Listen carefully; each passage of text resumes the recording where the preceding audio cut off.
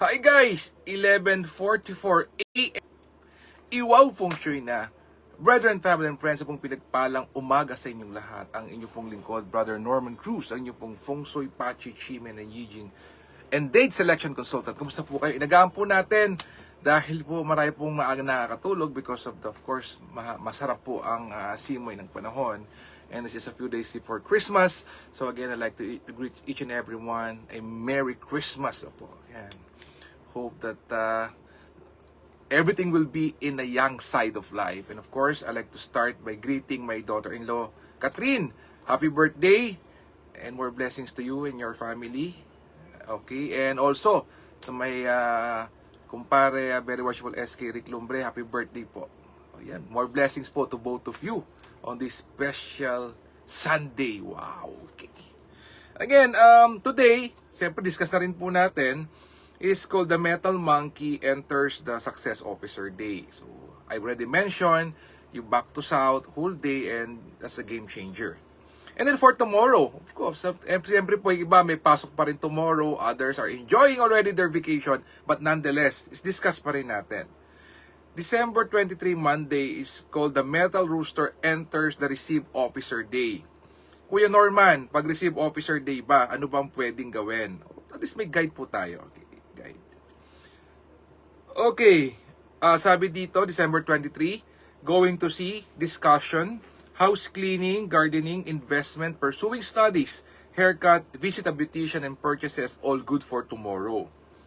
Avoid starting a business, moving house, groundbreaking, and fermentation, not good for tomorrow. Yan. How about the animal signs? Rat is average, ox is very good, tiger is average, rabbit is not so good, dragon snake is very good, horse is average, goat not so good, monkey average, rooster very good, and dog and pig not so good. Oh, yan. So tomorrow, gusto pa rin natin syempre to get what we want. Pa rin po importante. So let's check. Let's do the daily Chimen, BFF Sobra pong windy, no? So that it affects our Wi-Fi connection. Wow. Anyway, itawid po natin. Okay.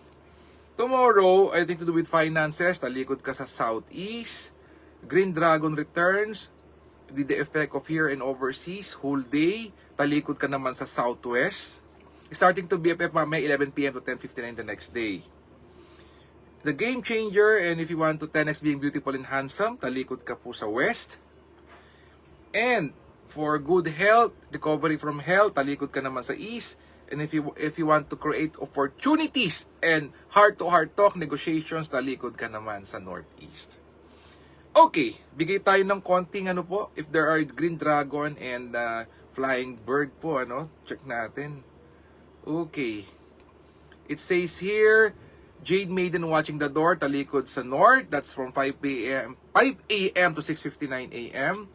Flying bird, talikod sa north. That's from 7 a.m. to 8:59 a.m. And Green Dragon returns. So, hapon, 3 p.m. to 4:59. Talikod naman po sa east. The number one most auspicious structure in Chimen. Well, with a lot of the celebration po, with all the festivities, well, gusto ko happy ka. Hope each and every one of us is happy, genuinely po, in and out.